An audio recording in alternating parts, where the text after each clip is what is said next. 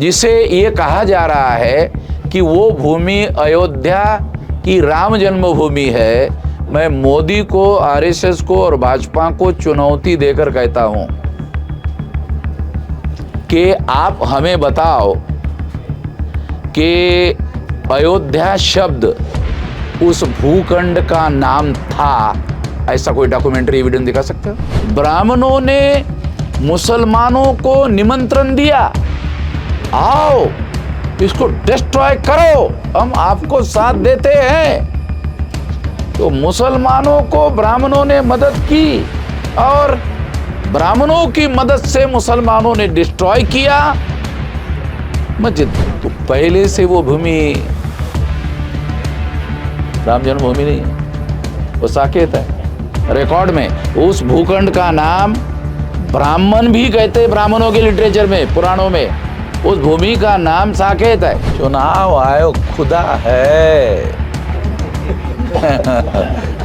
लोग दुनिया में खुदा पर भी सवाल उठा रहे हैं। मोदी के चुनाव जीतने के चांसेस नहीं है। आपको बहुत मौलिक बात बताता हूँ, आरएसएस का और कांग्रेस का ईवीएम मशीन के मुद्दे पर समझौता हो गया और उसके तहत अडवाणी का पॉलिटिकल करियर समाप्त हो गया और नरेंद्र मोदी को लाया गया। ये बैठक जो है 31 तारीख को दिल्ली में हमारा ईवीएम के विरोध में मोर्चा है। उस तैयारी की समीक्षा करने के लिए एक एजेंडा है। दूसरा एजेंडा है कि अभी 2024 तो लोकसभा के चुनाव होने वाले हैं और ईवीएम का मुद्दा चुनाव के साथ जुड़ा हुआ है, इसलिए चुनाव से संबंधित मुद्दा भी हम लोग इसमें रखेंगे। तो ये दो मुद्दा है जिसको लेकर के ये मीटिंग रखी गई है खास तौर पर। कहाँ से लोग पहुँचेंगे 31 तारीख को? ये ऑल इंडिया का। कितना की संख्या में पहुँचेंगे? तो 1 लाख लोगों का तो मोर्चा हमने घोषित किया हुआ है, तो ये तो मिनिमम आंकड़ा है, ज़्यादा होगा। झारखंड से क्या हमने? झारखंड से, सार जगह से, बंगाल से भी लोग आएंगे, त्रिपुरा से भी आएगा। बंगाल से आ गए है ना त्रिपुरा, वहीं से भी आएगा। तो ईवीएम को लेकर बराबर सवाल किए जाते हैं, लेकिन कुछ होता नहीं, ढाक का 3 पात रह जाता है और चुनाव हो जाता है। चलो ये एक अलग बात है, मगर चुपचाप हो नहीं रहा ना, विरोध हो रहा है। और बहुत मौलिक बात यह है कि संविधान ने चुनाव आयोग को फ्री, फेयर एंड ट्रांसपेरेंट चुनाव करने के लिए अधिकार दिए हैं। तो जब भारत की प्रजा और वोटर्स सवाल उठा रहे हैं तो सेटिस्फैक्टरी आंसर देने की कॉन्स्टिट्यूशनल जिम्मेदारी चुनाव आयोग की है। हमने लिखित रूप से कई सवाल उठाए हैं जिसका कोई जवाब चुनाव आयोग दे नहीं रहा है। तो जब कोई बात जवाबदेही पूरी नहीं होती है संविधान के अनुसार, तो फिर मामला जनता के कोर्ट में जाएगा ना, मामला जनता के कोर्ट में जाएगा, सुप्रीम कोर्ट में भी जाएगा। सुप्रीम कोर्ट में भी हमने मामला उठाया हुआ है, ऐसा नहीं कि नहीं। जो संविधान के दायरे में रहकर एक रास्ता तो सुप्रीम कोर्ट जाने का है, एक रास्ता जनता के कोर्ट में जाने का है। ये दोनों रास्ते संवैधानिक तरीके से, तो हम दोनों तरफ लोगों को ये जानकारी दे रहे हैं कि भी ईवीएम मशीन के द्वारा जो संविधान ने गारंटी दी है, ये कोई साधारण अधिकार नहीं है। फ्री, फेयर एंड ट्रांसपेरेंट जो है ये मौलिक अधिकार है, फंडामेंटल राइट है। ये फंडामेंटल राइट का वायलेशन हो रहा है। तो इसलिए ये अगर मान लो फ्री, फेयर एंड ट्रांसपेरेंट चुनाव नहीं होता है, जनता जिसको चुनना चाहती है उसको चुनकर नहीं दिया जाता है और जिसको चुनना नहीं चाहती है उसी की सरकार आती है, तो फिर तो जनता का अधिकार तो लगभग समाप्त हो गया। फिर तो जनता के पास जो आखिरी हथियार है, आखिरी हथियार क्या है? लोकतंत्र में शांतिपूर्ण तरीके से बदलाव करने का अधिकार जनता के पास है। अगर यही अधिकार खत्म कर दिया तो फिर लोकतंत्र रहेगा कहाँ? ये है ना मौलिक बात। चुनाव आयोग तो बोलता है कि हम लोग ट्रांसपेरेंट चुनाव कराते हैं, ईवीएम सही काम करता है। देखो, चुनाव आयोग का बयान है, एक चीज है कि चुनाव आयोग एक बयान दे रहा है अगर कोई मान लो कोई मंत्री क्या प्रधानमंत्री अगर कोई फैसला करता है और उसके बारे में पार्लियामेंट में या पार्लियामेंट के बाहर अगर पत्रकार कोई सवाल उठाते हैं तो जवाबदेही बनती कि नहीं बनती कि इसका जवाब दिया जाए? अगर जवाब नहीं दिया जाता तो सवाल तो उठते रहेंगे ना। चुनाव आयोग जवाब नहीं दे रहा है ना, चुनाव आयोग बयान दे रहा है कि नहीं हम तो फ्री फेयर कर रहे हैं। अरे तो बयान है, तो स्टेटमेंट है, उसके संबंध में जो सवाल उठाए जा रहे हैं उसके जवाब नहीं दे रहे ना। ये तो हमने सवाल उठाए हुए बहुत सारी बातें उठाई हुई है। चुनाव आयोग खुद कहता है कि ये डाटा साल भर रखा जाएगा, इमीडिएट डिस्ट्रॉय कर देता है।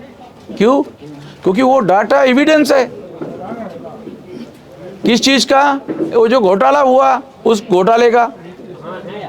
क्या चाहते हैं सर, ईवीएम बंद करके बैलेट बॉक्स से पुराने में कर सकते? बैलेट पेपर बंद करवाने के लिए जो तरीका, जो कारण बताया गया था कि भाई ये गुंडागर्दी होती है, हाँ ये होती थी, मगर रिकॉर्ड अवेलेबल है ये 1% से ज़्यादा नहीं होता था।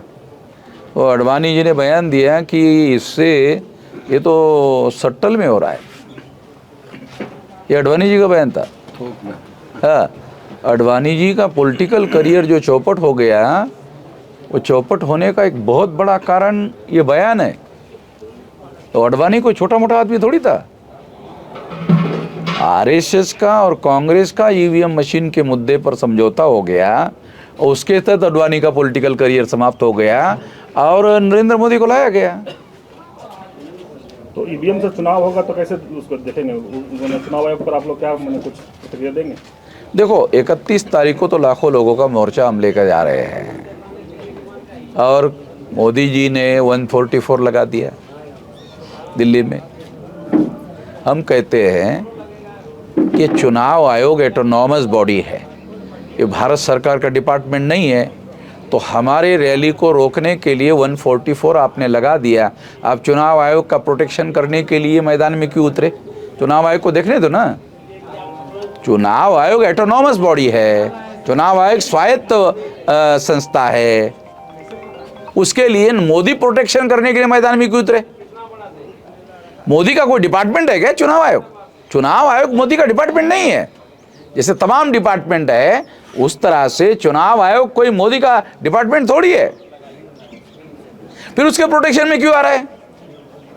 क्यों आ रहा है? उसका कारण ये है कि वो चुनाव आयोग उनको हेल्प कर रहा है ना। चुनाव आयोग उसको हेल्प कर रहा है और हमने वही पॉइंट उठाया हुआ है। मोदी के चुनाव जीतने के चांसेस नहीं है। आपको बहुत मौलिक बात बताता हूँ जो सारे देश का मीडिया बता नहीं रहा है। वो क्या है? क्या आपको पता है 2019 में मोदी की बहुत पॉपुलर 37.7% वोट है। इसका दूसरा अर्थ क्या है? 62.3% अपोजिशन में है।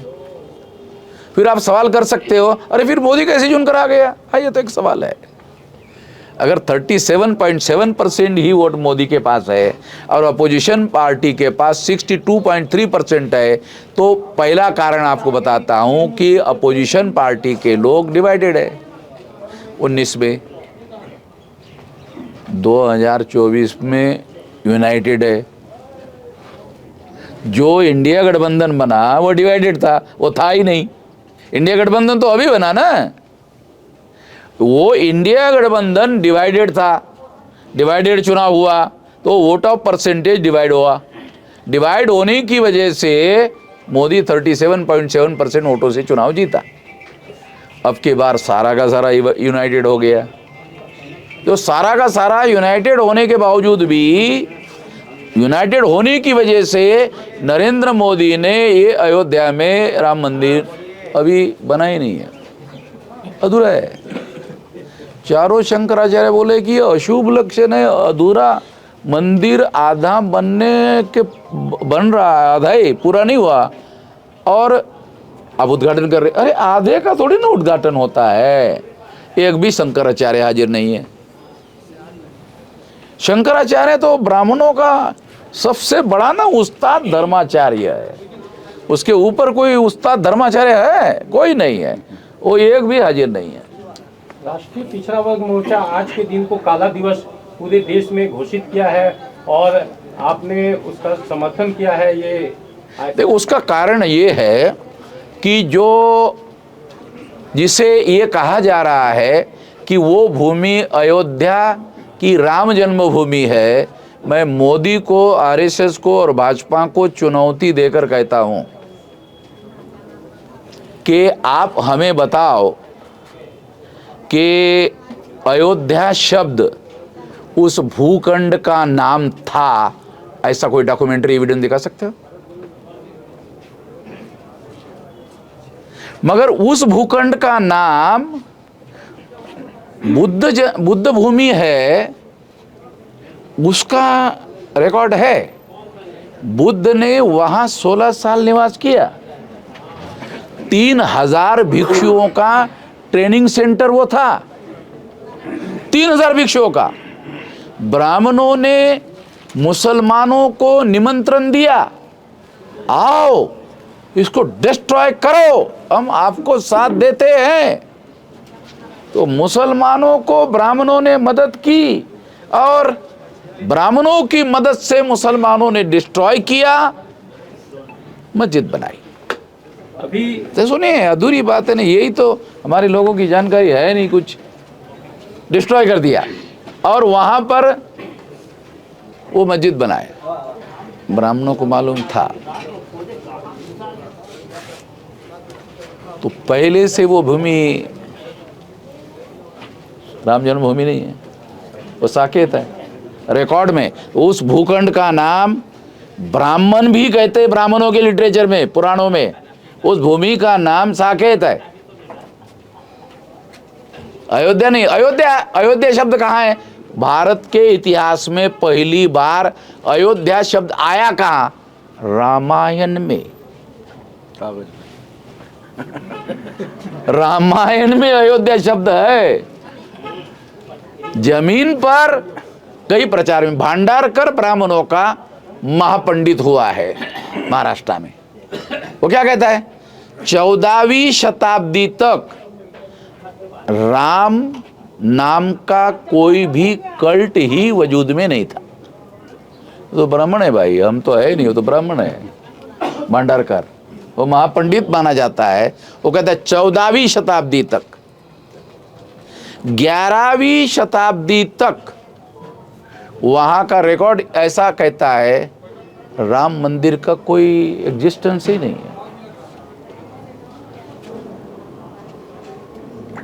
है ब्राह्मणों के पास। तो जो अपने को बहुत बड़ा विद्वान कहते रहते पंडित लोग हैं, ब्राह्मण लोग है, हमारे सवालों का कोई जवाब है पंडित लोगों के पास में? हिंदू मुसलमान करते रहते। अरे तो यहाँ तो हिंदू मुसलमान का मामला ही नहीं है, ये तो मामला ही अलग है।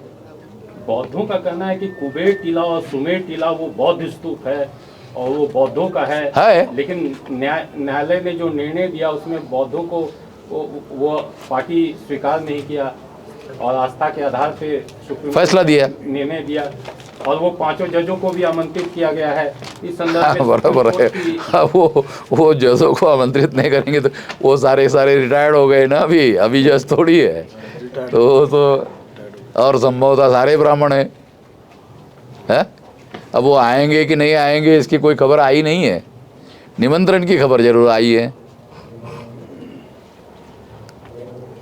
2024 में अगर ईवीएम से चुनाव होता है तो आप 31 तारीख तक हम चुनाव आयोग इसमें क्या बदलाव करता है वेट कर रहे हैं, उसके बाद ही बोलेंगे। उसके बाद हमारी नीतियों में बहुत बड़ा बदलाव हम करेंगे कि अगर ये लोग शांतिपूर्ण तरीके से, संवैधानिक तरीके से अगर हमारी बात को मानने के लिए राजी नहीं है। मैं ऐसा कहता हूँ, तुम एडवांस टेक्नोलॉजी से कब हो गए भाई? अमेरिका से आगे हो गए हैं, जापान से, जर्मनी से, जिन्होंने मशीन बनाई वो ईवीएम नहीं उपयोग में ला रहे। उनका यकीन नहीं है कि ईवीएम मशीन के द्वारा फ्री, फेयर एंड ट्रांसपेरेंट चुनाव हो सकता है, इस पर उनका यकीन नहीं है। तुम्हारा क्यों है? जहां 70% लोग अशिक्षित लोग हैं, अर्धशिक्षित लोग हैं, उनको बताना पड़ता है वोटिंग वो बूथ पर, अरे ये यहाँ ऐसा बटन है यार, ये इधर ऐसा दबाओ लोगों को। कभी कभी तो वो अंदर वाला आदमी वो बीजेपी वाला दिखा देता है बटन, अरे यहाँ पर है। सर आप बोल रहे हैं जो गठबंधन बना है, इंडिया गठबंधन, हाँ तमाम विरोधी दलों का, वो क्यों नहीं सवाल उठा रही है? देखो अभी गठबंधन की तरफ से एक लेटर लिखा गया था, चुनाव आयोग ने समय तक नहीं दिया। मैं तो हैरान करने वाली बात है, अरे हो आपको चर्चा करने के लिए समय मांग रहे, आप कह रहे जैसे अभी आप कह रहे थे ना, नहीं हम तो free and fair and transparent. चलो अगर ये लोगों को वो समय देते तो यही वो सवाल पूछते कि आप बताइए, हाँ बताइए तो फ्री फेयर एंड ट्रांसपेरेंट होता है करके। एक्सपर्ट लोग जाते हैं उनको बताते हैं। चुनाव आयोग ने कभी उस मशीन को सार्वजनिक रूप से सारे दुनिया वालों के सामने भी कोई भी आ जाओ और इसमें गड़बड़ी होती है करके दिखाओ, तो लोगों ने तो चुनौती दे दी है कि हम क्या करके दिखाते। मैंने आप चुनाव आयोग पर सवाल उठा रहे हैं। चुनाव आयोग खुदा है। लोग दुनिया में खुदा पर भी सवाल उठा रहे हैं। नहीं उठा रहे? ऐसे तमाम करोड़ों लोग हैं जो है नहीं पर चर्चा करते रहते। तो जब वो खुदा पर लोग सवाल उठा रहे हैं तो चुनाव आयोग खुदा न है? खुदा तो है नहीं। परिचय बता दीजिए हमारा, अरे हमारा परिचय सारे देश को मालूम है। ये भाषा कोई भी नहीं बोलता भारत में, हम ही बोलते हैं केवल, जिसका नाम वामन मेश्राम है और भारत मुक्ति मोर्चा के राष्ट्रीय अध्यक्ष है। ये बोली हम ही बोलते हैं, किसी की भी औकात नहीं है इस तरह की बोली बोलने की। और कोई हमारे ऊपर केस भी नहीं करता, वो तो जज के सामने बताता मैं उसको। क्यों? बगैर सबूतों के कोई बात नहीं करता हूँ। मेरा रिकॉर्ड बगैर सबूतों के कोई बात नहीं करने का है।